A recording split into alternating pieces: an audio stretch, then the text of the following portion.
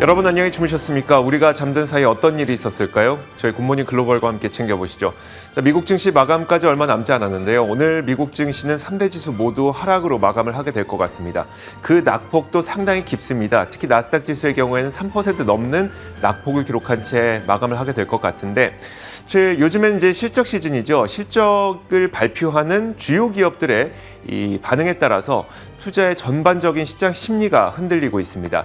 전날까지만 하더라도 구글의 모 회사인 알파벳이 좋은 실적을 발표하면서 시장 전반적인 분위기가 좋았었죠. 하지만 지난 밤 사이에는 페이스북, 메타의 실적이 부정적으로 나오면서 메타의 전체 시가총액이 하루 만에 4분의 1 토막이 증발해버리는 현상이 있었습니다.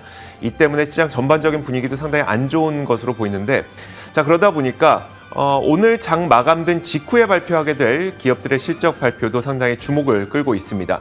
오늘은 아무래도 아마존과 포드 그리고 유니티 이 정도의 기업이 여러분들의 관심권에 있을 것 같은데요. 그 가운데서도 가장 시장 영향력이 클 것으로 예상되는 게 바로 아마존입니다. 아마존의 경우에는 임금 상승의 압력이라든지 공급망 문제를 어떻게 해소했는지 여부에 따라서 시장 반응이 완전히 엇갈릴 수가 있는데 만약에 요즘과 같은 분위기라면 아마존에서 실적 발표가 부정적으로 됐을 때 시장 전체적인 분위기도 나쁠 가능성이 있어서 아마존의 실적 발표 어떻게 나오는지 좀 꼼꼼하게 살펴봐야 될 것 같습니다. 자, 전반적인 분위기는 이랬고요. 그렇다면 마감 분위기 어떤지 지금부터 차근차근 살펴보도록 하겠습니다. 전체리 앵커입니다. 네, 목요일장 미국 증시 마감 상황 정리해 드리도록 하겠습니다. 어제까지 잘 가주던 미증시였는데 오늘은 메타가 찬물을 끼얹으면서 다시 한번 증시 방향성이 아래로 향해 있습니다.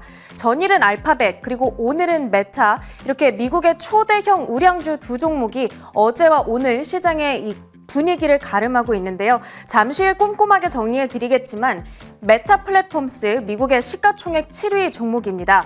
이런 초대형 기업이 장중 20%대의 급락권에 계속 머물러 있다 보니까 시장 전반을 뒤흔들고 있는 겁니다.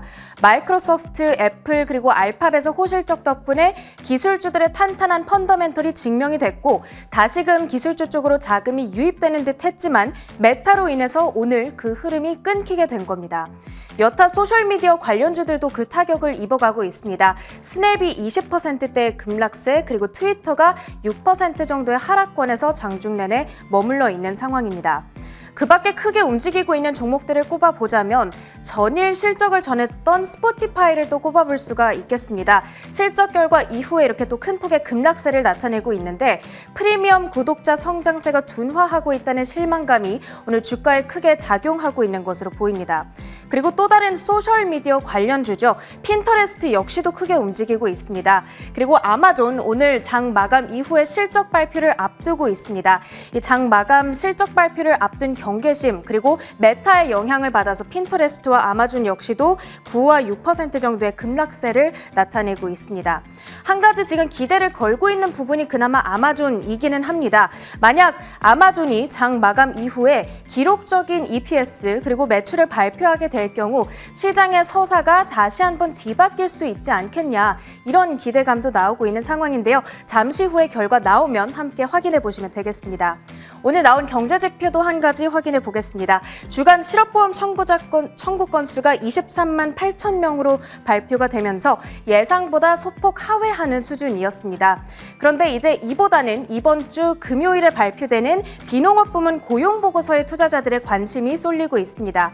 시장에서는 15만 건의 일자리 증가를 현재 점치고 있지만 실제로는 이에 훨씬 못 미치는 40만 명 감소가 나올 거란 기대도 나오고 있습니다. 그 결과는 내일 확인해봐야 알겠지만 어찌됐든 고용보고서에 대한 경계심리 때문인지 오늘 10년물 국채금리도 오름세를 나타내고 있고요. 이 점 역시도 기술주들의 추가적인 부담으로 작용하고 있는 흐름으로 체크해보시면 되겠습니다.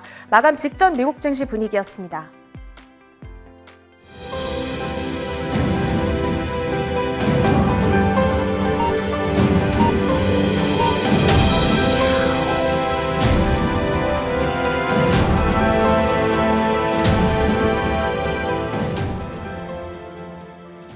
네, 목요일장 모든 거래를 마치고 돌아왔습니다. 계속해서 오늘 장에서 주목받은 특징주들 확인해 보겠습니다. 테크 이야기에서 잠시 벗어나서 다우 구성 종목 가운데 허니웰 역시 오늘 큰 폭의 움직임을 나타냅니다. EPS가 2.09달러로 EPS 비트를 달성하기는 했지만 매출이 예상에 못 미쳤고요. 사측에서는 그 원인을 공급망 이슈로 지목했습니다. 그리고 올해 매출 전망을 애널리스트들의 기대치보다 낮게 잡았다는 점 역시도 오늘장에서 주가 발목을 이렇게 잡고 있습니다. 그리고 여기에 대해서는 마스크 수요의 감소 때문이라고 설명을 했는데 지난주 3M 역시도 이와 비슷한 발언을 전한 바가 있었죠. 올해 마스크 수요 감소에 따른 매출 타격을 얼마나 잘 대응해 나가는지 그 여부를 확인해 보셔야겠고요. 허니웰의 주가는 7.6% 하락 마감을 졌습니다. 그 다음으로는 T모바일도 확인해 보겠습니다. 올해 실적에 대한 장밋빛 전망을 내놓으면서 주가는 큰 폭의 오름세를 나타내고 있습니다. 올해 잉여 현금 흐름이 YOY 기준으로 30%가량 급증할 거라는 부분이 특히나 기대감을 모으고 있는데요. 그렇기 때문에 실적 결과에서 매출이 실망스럽게 나왔음에도 불구하고 그 영향을 떨치고 주가는 급등세를 기록했습니다. 마지막으로 온라인 테크놀로지스 확인해 보겠습니다. EPS와 매출 기준으로 보더라도 모두 호실적을 발표했는데 그럼에도 불구하고 주가는 이렇게 하락권에서 오늘 거래를 마칩니다. 파이퍼 샌들러에서 관련된 의견이 나왔는데요. 인비절 라인이 생각보다 인기를 끌지 못하고 또 인비절 라인 자체의 마진 측면에서도 성과가 부족하다 이런 평가를 전하고 있습니다. 마지막으로 한 가지 종목 더 확인해 보도록 하겠습니다. 네, 바이오젠을 확인해 보겠습니다. 4분기 예상치를 상회하는 실적을 내놨습니다. 그렇지만 미국 정부가 알츠하이머 치료제인 아두햄에 대해서 메디케어 적용을 축소하겠다고 밝혔죠. 그러면서 바이오젠 측에서는 아두햄에 대한 매출도 그만큼 줄어들 거라는 전망을 내놓게 됩니다. 이런 가이던스가 나오면서 주가에도 부정적인 영향을 미치고요. 2% 정도의 마이너스권, 그래도 장 초반 대비했을 때는 낙폭을 상당 부분 만회한 채 오늘장 거래를 마치게 됩니다. 이렇게 오늘장 특징주들 모두 확인해봤고요. 마지막으로 상품 선물 시장 움직임까지 체크해 보도록 하겠습니다. 먼저 WTI 가격입니다. 이렇게 90달러를 돌파한 모습 확인이 되고 있습니다. 최근 우크라이나 사태로 인한 지정학적 위험이 커지고 있는 만큼 국제유가가 100달러를 넘기는 건 시간 문제다. 이런 발언들도 눈에 띄고 있고요. 당분간은 석유 수급 차질 문제로 인해서 국제유가가 쭉 오름세를 나타낼 거다. 이런 전망들 나오고 있습니다.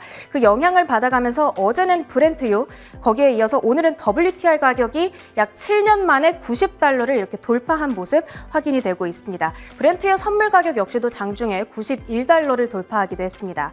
마지막으로 금 가격까지 볼 텐데요. 금 가격 같은 경우에는 이번 주 나오는 고용 데이터를 주목하면서 등락을 보이고 있습니다.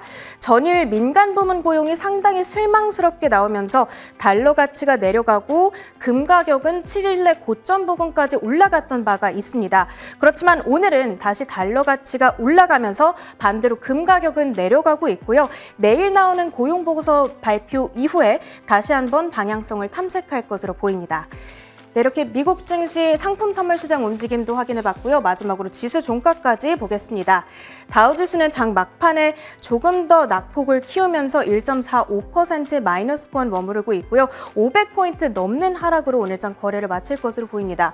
S&P 500 지수 역시도 막판에 이렇게 낙폭을 더 키웠습니다. 2.5%의 마이너스권, 나스닥 지수가 3.7% 급락권에서 거래를 마칠 것으로 보입니다. 미국 증시 마감 상황이었습니다.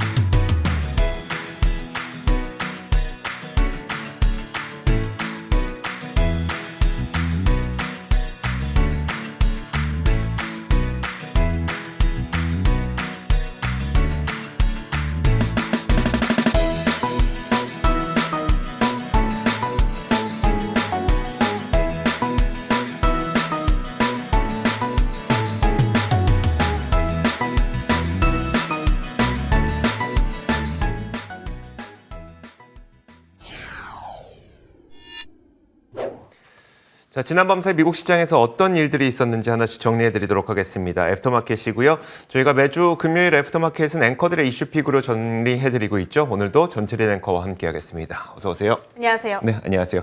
자, 저희가 오늘 키워드를 보기 전에 아마존의 실적이 조금 전에 발표가 됐거든요. 아마존 실적 한번 확인해 보도록 하겠습니다. 정말 서프라이즈도 이런 서프라이즈가 없어요. 저도 이제 숫자를 보면서 이게 진짜 맞나 계속 확인을 했었는데, 일단 주당 순이익 EPS가 27.75달러를 기록했다고 합니다. 시장 예상치가 3.71달러였었고, 작년 같은 기간에 기록했었던 EPS가 한 14달러 정도가 됐었거든요. 작년을 뛰어넘었을 뿐만 아니라 시장 예상치에 비해서는 지금 몇 배입니까? 이게 거의 한 4배, 8배 정도 많은 EPS를 냈습니다. 지금 이제 매출을 보시게 되면은 시장 예상치에 거의 부합하는 정도의 매출을 혹은 부합하지 못하는 정도의 매출을 냈거든요. 시장 예상치가 1,376억 달러였는데 실제 내놓은 수치는 1,374억 달러 정도였기 때문에 매출은 예상치에 부합하지 못했지만 이익을 시장 예상치에 비해서 거의 8배가량 냈다는 것은 시장이 가장 걱정하고 있었던 임금 상승의 압박 그리고 공급망 이슈를 어떻게 해소했느냐를 사실 저희가 아직 세부적인 내용은 다 확인은 못했지만 숫자만 보더라도 이걸 정말 잘 해결해놨구나라는 것들을 좀 볼 수가 있었습니다. 자, 이 덕분에 아마존의 주가가 지금 시간을 거래해서 16% 넘게 좀 오르고 있는 상태고요. 이런 분위기를 봤을 때 지난 며칠간의 분위기가 좀 접목시켜보면 오늘 밤 미국 시장의 분위기는 좀 좋을 수 있지 않을까라는 예상도 조심스럽게 해봅니다. 자, 아마존 실적 한번 봤고요. 자, 그러면 첫 번째 키워드부터 한번 보도록 하겠습니다. 첫 번째 키워드부터 확인하겠습니다. 자, 첫 번째 키워드는 바로 이겁니다. 90달러 돌파라고 해서 유가가 90달러를 돌파했던 그 내용을 전해드리도록 할 텐데, 불과 얼마 전까지만 하더라도 우리가 100달러의 유가를 전망하면은 참 이단화, 시장의 맞아요. 이단화처럼 인식이 됐었어요. 네. 하지만 이제는 90달러도 돌파하다 보니까 100달러까지 이제 시간 문제처럼 보이거든요. 그렇다면 더 중요한 건 이거죠. 앞으로 유가는 더 오르게 될 것인가에 대한 문제일 텐데, 일단 월가에서는 그럴 가능성이 높다고 보고 있는 것 같습니다. 자, 올해 들어서 유일하게 플러스 수익률을 내고 있는 섹터가 바로 에너지 섹터와 금융 섹터입니다. 그중에서도 에너지 섹터는 이미 올해 들어서만 한 달밖에 지나지 않았지만 23% 넘는 상승을 보여주고 있고요. 2위인 금융 섹터가 2% 상승한 것에 비하면 월등한 수익률을 에너지 섹터가 보여주고 있습니다. 이 모든 이유는 유가가 오르고 있기 때문인데, 월스트리트 저널에서는 현재 미국 원유 채굴 업체들이 증산을 못할 수밖에 없는 이유가 있다고 지적을 했습니다. 현재 미국의 일간 원유 생산량 추이를 보면 팬데믹 이전까지만 하더라도 미국에서는 하루에 1,300만 배럴 정도의 원유를 생산했습니다. 그런데 지금 보면 하루 1,150만 배럴 정도 수준밖에 생산을 안 하고 있거든요. 그리고 미국 에너지정보청에 따르면 올해 말까지 미국 생산량이 5.4% 정도의 성장할 것으로 전망을 했습니다. 5.4% 성장한다고 치더라도 이거는 하루 1,200만 배럴 수준이고, 팬데믹 직전 1,300만 배럴에 비해서 하루 생산량이 100만 배럴가량 적기 때문에 유가는 이렇게 지속적으로 오를 수밖에 없는 이 공급이 부족한 상황이 좀 이어지고 있는 겁니다. 사실 팬데믹 당시에는 팬데믹 때문에 일을 못하니까 생산을 못해, 이 로직이 통했는데 지금은 그 부분이 많이 완화가 됐잖아요. 그렇죠. 그러면 일을 해서 생산만 늘리면 될 것 같은데 왜 안 하는 걸까요? 생산을 늘리지 못하는 이유를 몇 가지를 들었는데, 일단 그 가장 주된 이유로 셰일 업체들이 더 이상 생산을 늘리기 위해서 투자를 하지 않으려 하고 있고, 투자자들도 투자하는 것보다는 지금까지 본인들이 투입한 금액에 대한 보상을 주길 더 원한다는 겁니다. 좀 풀어서 설명하자면 2019년까지만 하더라도 셰일 붐 때문에 글로벌 산유국들이 아무리 감산을 한다고 하더라도 유가는 오르지 않았습니다. 공급 과잉이 고질적인 문제였기 때문이었었는데, 이 때문에 투자자들은 생산을 늘리기보다는 현금을 투자자들에게 돌려달라고 계속 압력을 가해왔고요. 이런 학습 효과가 몇 년간 있다 보니까 요즘처럼 유가가 올라도 새로운 원유 유정을 개발하려고 하는 셰일 업체가 없다는 겁니다. 자, 실제로 업체들도 그런 그 전망을 내놓고 있는데, 서부 텍사스와 그리고 뉴멕시코만의 퍼미안 분지에서 가장 큰 원유를 생산하는 업체인 파이오니어 내추럴 리소시스는 셰일 피크 기간 동안에는 연간 19% 내지는 27% 사이의 석유 생산량을 늘려왔는데, 이제는 그들이 계획하고 있는 바에 따르면 장기적으로 연 생산량을 5% 이하로 늘릴 계획이라고 합니다. 굳이 늘릴 계획이 없다는 얘기죠. 또 이런 환경과 분위기 때문에 유가가 이 정도 높은 수준을 유지한다고 하더라도 생산량은 크게 늘어나지 않을 것으로 전망되는데요. 파이오니어의 CEO는 원유가 배럴당 70달러에서 100달러 사이에 거래된다고 하더라도 미국의 원유 생산량은 2에서 3% 정도밖에 증가하지 않을 것이다. 이렇게 전망을 내렸습니다. 자, 이러다 보니까 유가가 일단 지속적인 상승세를 보이고 있고요. 유가 상승과 더불어서 에너지 기업들의 주가도 끊임없이 오르고 있고 이런 분위기를 봤을 때 앞으로도 이런 분위기가 쉽게 끝나지는 않을 것 같습니다. 자, 이렇게 첫 번째 키워드 살펴봤고요. 이어서 두 번째 키워드 보겠습니다. 두 번째 키워드 공개합니다.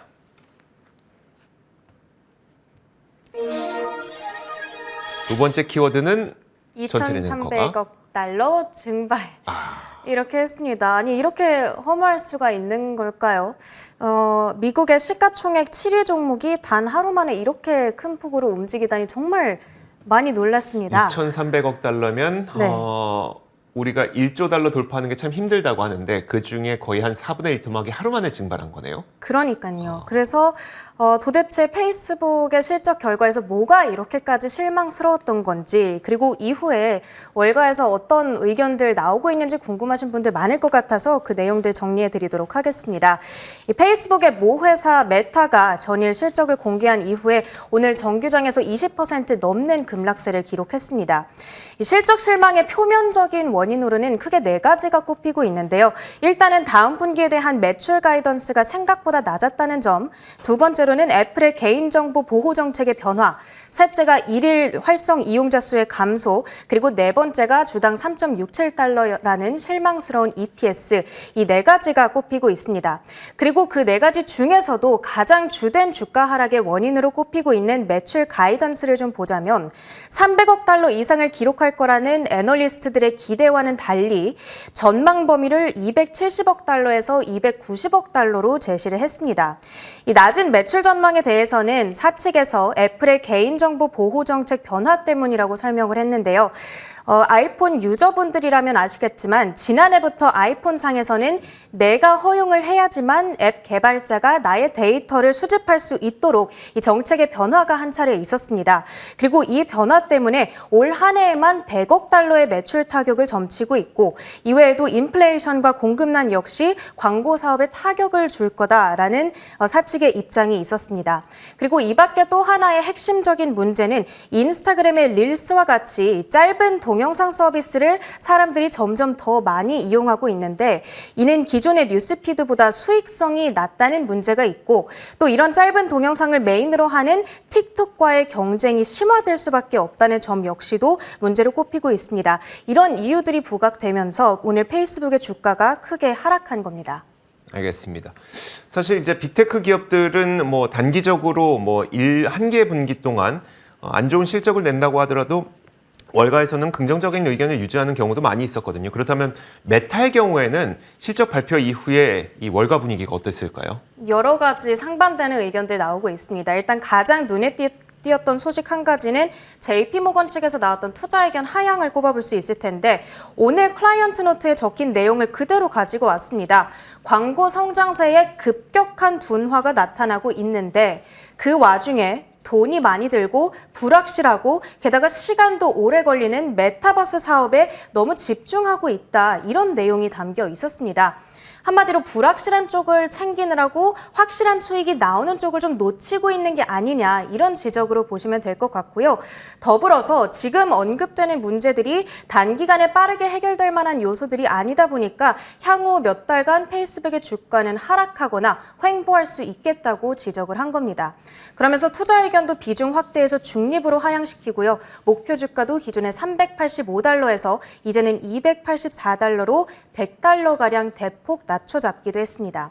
이렇게 여러 IB들이 목표 주가를 낮춰잡은 것도 사실이지만, 또 한편으로는 대다수의 애널리스트들이 여전히 페이스북에 대해서 긍정적으로 바라보고 있습니다. 특히나 골드만삭스와 미주호에서 어제 나온 리포트, 미주호에서 의견을 밝힌 바가 있는데, 어제 나온 페이스북의 이 리포트가 4년 전인 2018년 7월을 연상시킨다고 지적했습니다. 당시를 떠올려 보면 페이스북에 처음 접속했을 때 뜨는 이 담벼락이라고 불렀었죠. 담벼락 혹은 뉴스피드 바로 위에 상단에 스토리라는 기능이 새로 추가가 된 바 있습니다. 그리고 이때에도 실적 결과를 봤을 때 매출 성장이 둔화된다는 점이 확인되면서 실적 발표 후 지금처럼 당일의 주가가 19%나 급락하는 흐름이 나타났었고요. 그렇지만 결국에 그해 하반기 그리고 이듬해에 걸쳐 낙폭이 대부분 만회됐다는 부분을 기억해 보자는 겁니다. 그리고 페이스북은 컴퓨터 중심에서 모바일 중심으로 바뀔 때에도 또 피드 중심에서 스토리 중심으로 바뀔 때에도 결국에는 혁신에 충실했고 어떻게든 새로운 방법으로 수익화에 성공했기 때문에 이번에도 결국 장기적으로는 이 릴스의 수익화에도 성공할 거다. 이런 전망들도 나오고 있습니다. 네, 알겠습니다. 자, 이렇게 어제 시장 전체를 뒤흔들었던 메타 플랫폼에 대해서 어떤 일들이 있었는지, 실적이 어땠고 무엇이 문제였었는지 월가의 반응까지 살펴봤습니다. 자, 이어서 실적 발표된 거 한 가지 더 전해드리도록 하겠습니다. 포드가 조금 전에 실적을 발표했는데요. 포드 실적을 일단 보도록 하겠습니다. 자, 포드가 상당히 혼재된 그런 실적을 발표하게 되면서 별로 좋지 못한 시간의 거래 주가 움직임을 보이고 있습니다. 일단 EPS의 경우에는 시장 예상치를 못 맞췄어요. 0.45달러 정도가 예상됐었는데 실제 발표한 EPS가 0.26달러였었고요. 매출액도 마찬가지로 355억 달러를 시장에서는 기대했었는데 그보다 약간 못 미친 353억 달러 정도를 기록을 했습니다. 대표적인 그 문제점으로 꼽힌 것은 바로 반도체 부족 현상이었었는데 반도체 부족 현상이 좀 완화되고 있긴 합니다만 이런 것들이 확연하게 좀 해소되지 못하는 모습이 이 시간의 거래에서 좀 부정적인 움직임을 보이고 있다고 외신에서는 좀 전하고 있습니다. 현재 포드의 주가는 시간의 거래에서 약 6%가량 하락한 채 움직이고 있습니다. 자, 아마존에 대해서 추가적인 이야기를 좀 드리고 싶은 게 있는데 바로 뭐냐면 도대체 EPS가 어떻게 이렇게 높아진 거야 보니까 지금 나온 내용을 보니까요. 리비안 투자했던 금액이 거의 한 120억 달러 정도가 된다고 합니다. 이를 통해서 이익이 굉장히 크게 높아졌던 것으로 확인이 되고 있습니다. 자, 이렇게 두 번째 키워드까지 살펴봤고요. 이어서 세 번째 키워드도 봐야 되겠죠? 세 번째 키워드 공개하겠습니다. 세 번째 키워드는 바로 이겁니다. 보시죠. 올해 반도체 전망 맑음입니다. 반갑네요. 네, 반갑죠. 이건 뭐 국내 투자자분들뿐만 아니라 뭐 반도체는 올해 전 세계적으로 많은 투자자분들이 기대하고 있는 분야이기 때문에 한번 내용을 전해드리도록 할 텐데. 이제는 인텔뿐만 아니라 뭐 삼성전자도 실적 내놨고요. 그리고 AMD 뭐 이외의 다른 반도체 기업들도 수많은 실적을 내놨습니다. 근데 여기서 공통적으로 포착되고 있는 게 있는데 공통적인 전망은 올해도 반도체 수요는 상당히 강력할 것이다. 이런 내용이었습니다. 먼저 퀄컴의 내용부터 볼게요. 지난 밤사이에 실적을 발표했기 때문에 퀄컴이 이날 강력한 분기 실적을 발표했습니다. 그러면서 올해 전망도 상당히 긍정적으로 제시했고요. 스마트폰에서 자동차에 이르기까지 모든 칩에 대한 수요가 여전히 높다는 점을 강조했습니다. 퀄컴은 이날 실적 발표를 통해서 분기에 107억 달러의 매출과 34억 달러의 순이익을 창출하면서 월가 예상치를 뛰어넘었다고 밝혔고요. 자, 그러면서 퀄컴 CEO는 전반에 걸쳐서 수요가 여전히 강하고 공급을 초과하고 있다고 설명을 했습니다. 가이던스도 제시했는데 이번 분기에는 약 110억 달러의 매출이 발생할 것으로 전망을 했고요. 이는 스마트폰에서 자동차에 이르기까지 전방위적인 칩 수요가 높기 때문이긴 하지만 그중에서도 가장 강력한 성장 동력으로 꼽은 것이 바로 핸드셋입니다. 스마트폰을 비롯한 휴대폰 사업 부분인데요. 이 스마트폰을 비롯한 휴대폰 사업 부분이 핵심 동력이 될 것으로 전망을 했고요. 특히 스마트폰 분야에서는 5G 기기에 대한 강한 수요로 인해서 최근 분기에 전년 동기 대비 42% 정도의 매출 증가가 있었다고 합니다. 퀄컴은 올해에만 7억 5천만 대 이상의 5G 핸드셋이 전 세계적으로 출하될 것으로 추정을 했고요. 특히 이런 것을 봤을 때 전방위적인 반도체 칩의 이 수요는 강력하겠지만 그중에서도 핸드셋 분야가 가장 강력한 성장 동력이 될 것이다. 이런 전망이 나오고 있는 겁니다. 다른 반도체 기업들에서는 또 어떤 얘기가 나오고 있는지 궁금해요. AMD나 NXP 반도체 측에서도 나왔을까요? 가장 최근에 실적을 발표했던 게 AMD였었죠. 네. AMD의 이야기도 상당히 의미가 있었는데 최근 실적을 발표했던 AMD는 서버칩 분야가 올해 약 31%의 매출 성장을 기록하는 가장 큰 성장 동력이 될 것으로 전망했고요. 그러면 이제 이것만 성장하냐? 그건 아니고 다른 모든 사업 분야도 더 높은 매출을 기록할 것으로 설명을 했습니다. NXP 반도체의 CEO도 이번 주 실적 발표에서 그럼 이런 상황이 피크아웃을 치고 후퇴할 것 같냐라는 질문에 대해서 이런 상황이 절대 후퇴할 것으로 생각하지 않는다고 단언을 했고요. 사실 그 반도체 업황을 볼 때는 생산하는 공급자 측면만 볼 것이 아니라 이 반도체를 구매하는 소비재 측면에서도 좀 봐야 되는데, 그럼 대표적으로 구매하고 있는 기업들이 빅테크 기업들이죠. 대표적으로 세계 1위 스마트폰 시장 점유율을 다시 탈환했던 애플이 아이패드를 제외한 모든 품목이 잘 팔리면서 지난 분기에 기록적인 분기 실적을 냈고요. 또 구글 모회사인 알파벳도 대부분 광고 수익으로 강력한 이익 성장을 내긴 했지만 그 이면을 들여다보면 픽셀 스마트폰 판매도 가장 강력한 분기 판매량을 기록하기도 했습니다. 그만큼 반도체 수요가 상당히 높다는 것을 증명하는 것이죠. 자, 물론 인텔은 이날 실적 발표 이후에 주가가 하락하긴 했습니다. 하지만 특별한 악재가 발견된 건 없었고요. 그리고 이번 실적도 상당히 좋았고 전망도 좋았기 때문에 단순한 차익 실현 매물로 좀 이해를 하면 될 것 같습니다. 자, 이렇게 지난 밤 사이에 있었던 여러 가지 일들을 저희가 3가지 키워드를 들어서 설명드려봤습니다. 애프터마켓 시간이었고요. 전체린 앵커 함께했습니다. 수고하셨습니다. 고맙습니다.